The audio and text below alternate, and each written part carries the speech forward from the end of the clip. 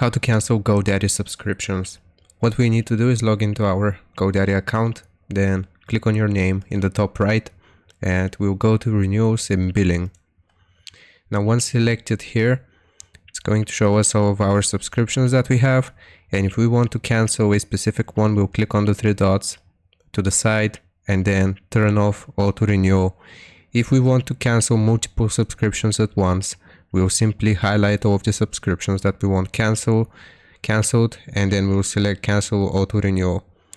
It's important to consider the implications of your cancellation. By canceling auto renewal, you understand that it will be your responsibility to make manual payments by your due date to ensure uninterrupted service of your domains and associated products. Click on cancel renewal, and now you will have successfully canceled the subscriptions here on GoDaddy. I hope this helps you out. Leave a like and sub, and I'll see you next time.